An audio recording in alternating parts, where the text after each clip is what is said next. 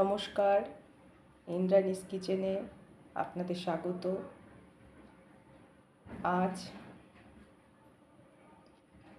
বাড়িতে ঘরোয়া পদ্ধতিতে দুধ থেকে কিভাবে সুন্দর দই বানাবেন তার একটি রেসিপি আমি এই ভিডিওর মাধ্যমে শেয়ার করছি, আপনারা দেখুন। প্রথমে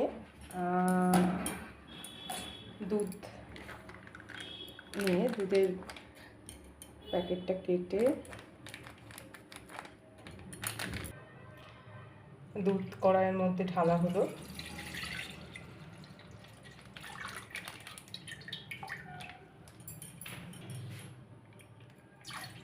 আমি 2 প্যাকেট দুধ নিয়েছি। আমরা রেড কাউ ব্যবহার করেছি, আপনারা চাইলে অন্য কোম্পানির দুধও ব্যবহার করতে পারেন।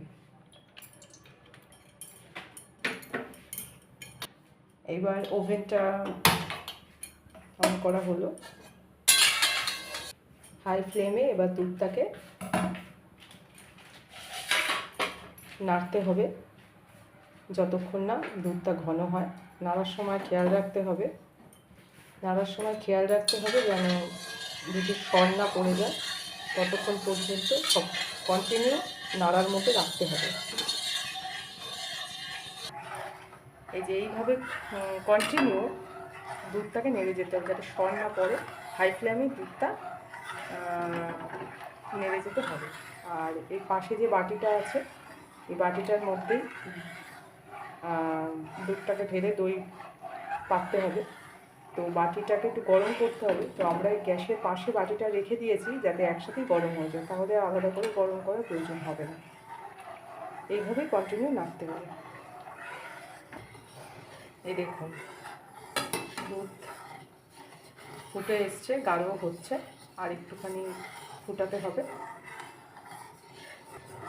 দুধ যখন ফুটে আসবে ওপরে এরকম ফেনা মতো হবে, তখন বুঝবেন যে দুধ গাঢ় হচ্ছে ও ফুটে এসেছে। দেখুন দুধটা শুকিয়ে এসছে, গাঢ় হয়ে এসছে। এখন দেখি একটুখানি এর মধ্যে চিনি অ্যাড করা হলো। যদিও এটা আমি টক দই বানাচ্ছি, তবু পরিমাণ মতো 1 চামচ মিষ্টি দিলে চিনি স্বাদ ভালো হবে। দেখুন মিষ্টিটা দেওয়ার পরে আরও একটু সময় এইভাবে নাড়তে হবে। 5 মিনিট মতো নাড়লে হয়ে যাবে। এই যে বাটিটা রাখা হয়েছিল গ্যাসের পাশে গরম করার জন্য, ওই বাটির মধ্যে যেহেতু আমি টক দই বানাচ্ছি তাই টক দই রাখা ছিল, সেই টক দই বাটিটার মধ্যে লাগিয়ে একটা সাজো মতো তৈরি করে নিলাম।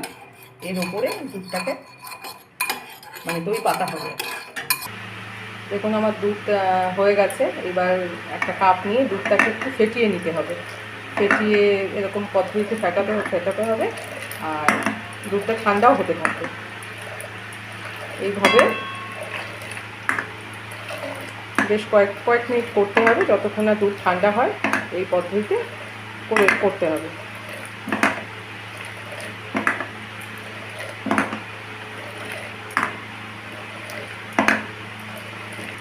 দেখুন ফেটাটা এইভাবে কন্টিনিউ করে যেতে হবে। তারপরে আঙুল দিয়ে দেখতে হবে ঠান্ডা হয়েছে কিনা দুধটা, তারপরে সেটা দই পাতার মতো হবে। এবার আঙুল দিয়ে একটু দেখা হচ্ছে দুধটা ঠান্ডা হয়ে গেছে, বাটিটাও গরম হয়ে গেছে।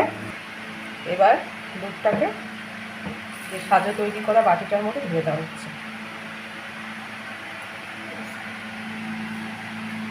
দেখুন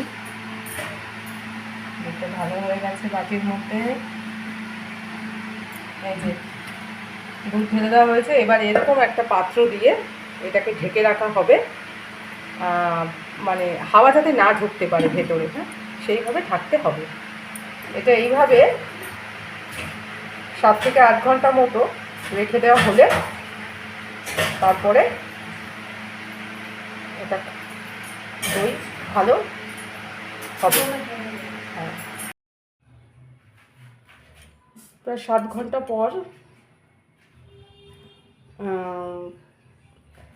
এটা এই পাত্রটা খুলে এবার তুলবো, তুলে দেখবো যে কীরকম দই পড়েছে। এই দেখুন বন্ধুরা কেমন দই পড়েছে।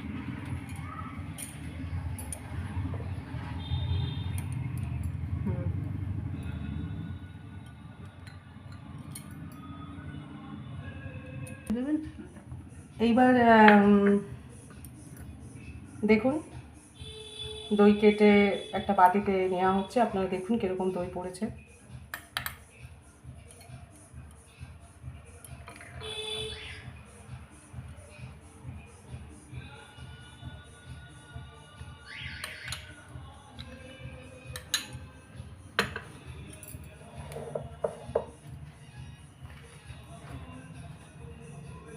যে দই রেডি হয়ে গেছে সার্ভের জন্য। এইভাবে আপনারা বাড়িতে এই পদ্ধতিতে দই করে দেখবেন কীরকম হয়। তবে দইটা অবশ্যই হয়ে গেলে ফ্রিজে ঢুকিয়ে রাখবেন, ঠান্ডা হবে, তারপরে প্রয়োজন মতো বের করে খাবেন, সবাইকে খাওয়াবেন। এই যে দই রেডি হয়ে গেছে, খেয়ে একটু টেস্ট করে দেখছে কেমন হয়েছে। আপনারাও এই পদ্ধতি দই বানিয়ে বলবেন কীরকম হলো। আজকের মতো ভিডিওটা এখানেই, টাটা।